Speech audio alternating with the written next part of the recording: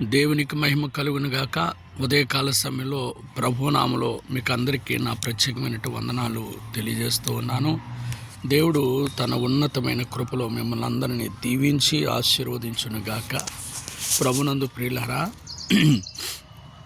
రోమీయులకు రాసిన పత్రికలో అపోస్తలుడైన పౌలు 11వ అధ్యాయము 24వ వచనంలో చాలా అద్భుతమైన వాక్యము చెప్పబడుతుంది.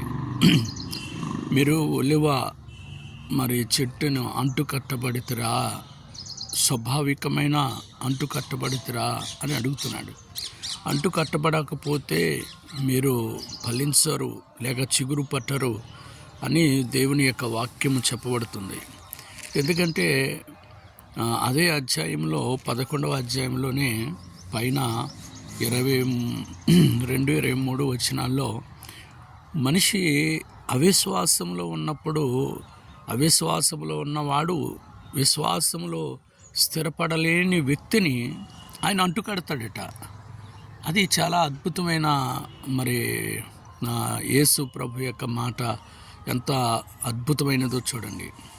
విశ్వాసంలో నిలబడలేని వారికి అంటుకట్టి నిలబడేలా చేస్తాడట.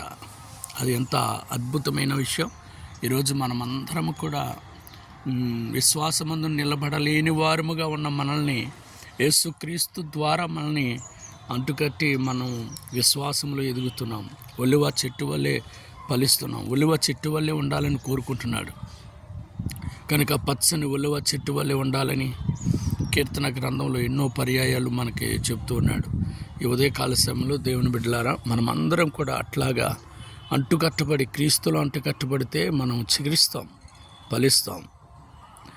కనుక ఈ గొప్ప విశ్వాసాన్ని మీరు కలిగి ఉండాలని, ఆయనలోనే అంటుకట్టుబడాలి. లోకంలో ఎన్నో రకరకాల పరిస్థితులు ఎదురవుతుంటాయి. వాటి నుండి మనం జాగ్రత్తగా తప్పించుకుంటూ మన ఆత్మీయ జీవితాన్ని కాపాడుకుంటూ ఆయనలో అంటుకట్టబడిన వారిగా ఉంటూ ఆయనే మనల్ని స్థిరపరచగలడు. మీరు బైబిల్ తీసి రోమీయులకు రాసిన పత్రిక 11వ అధ్యాయం 22-24 వరకు చదవండి. చాలా అద్భుతంగా దేవుడు మిమ్మల్ని మరొకసారి ఆశీర్వదిస్తాడు. దేవుడి మాటలు దీవించును గాక. చిన్న ప్రార్థన మీ కొరకు చేస్తాను. మహాగణుడైన మా తండ్రి, నీకు వందనాలయ్యా. మా ప్రియ బిడ్డలందరూ నాయన పేరు పేరును దీవించు. మేమందరం నీలో అంటుకట్టబడి లేకపోతే కట్టబడి ఉన్నాము అనే చెప్పుకుంటూ మేము మరలా లోకంలో పడిపోయి ఉన్నామేమో. తండ్రి, నీ వాక్యం చెప్తోంది, నువ్వు నాలో అంటు కట్టబడితేనే నిన్ను స్థిరపరుస్తాను. నువ్వు ఆశీర్వాదంగా ఉంటావు, పచ్చని ఒలివ చెట్టు వల్లే ఉంటావు, నీవు మొవ్వ వేస్తావు, నిత్యము ఆశీర్వాదంగా ఉంటావు అని చదివించిన తండ్రి, నీకు వందనాలు దేవా. ఈ కడవరి దినాల్లో 2026లో ఈ జనవరి నెలలో ప్రభువా, మా ముందు ఎన్నో పరిస్థితులు మేము చూస్తున్నాం. ఇదిగో నాయన, ఎక్కడ చూసిన భయంకరమైన వార్తలు చూస్తున్నాం నాయన. ట్రైన్లో ప్రయాణం చేసిన వారు భయంకరంగా ప్రభువా మరణించారని వింటూ ఉన్నాం. ఎక్కడ చూసినా నాయన దుర్వార్తలే వినబడుతూ ఉన్నాయి. దేవా, మేము నీలో కట్టబడుతూ మేము విశ్వాసంలో ఉంటూ ధైర్యంగా ముందుకే సాగే భాగ్యం మాకు దయచేయండి. లోక వార్తలను చూసి భయపడుకుడి అని చదివించావు తండ్రి. నా యందు విశ్వాసం ఉంచుడు అన్నావు తండ్రి. నీ యందు విశ్వాసం ఉంచుతూ తండ్రి మా యొక్క దేవా తండ్రి విశ్వాసంలో సాగుతూ నాయన సంపూర్ణులుగా అయ్యే యోగ్యత మాకు దయచేయండి.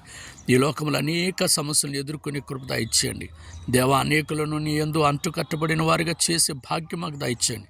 ఉదయకాల సమయంలో వాక్యము మాకు ఇచ్చినందుకు వందనాలు. విన్న వారందరినీ దీవించి వారి కుటుంబాల బంధకాలు విడుదల ఇవ్వండి, వారి సమస్యలు విడుదల ఇవ్వండి. విదేశాల్లో ఉన్న బిడ్డలు ఎక్కడెక్కడ ఉన్నారో వారందరూ ప్రభా ఇదిగో తండ్రి వాక్యం విన్నారు. ఈ ప్రార్థనలు ఏకీవించిన వారిని మీరు ప్రత్యేకంగా దీవించి వారిని ప్రత్యేకంగా ఆశీర్వదించమని యేసు నామములో ప్రార్థించి వేడుకుంటున్నాము తండ్రి. ఆమేన్. God bless you. దేవుడు మిమ్మల్ని దీవించును గాక. ఆమేన్.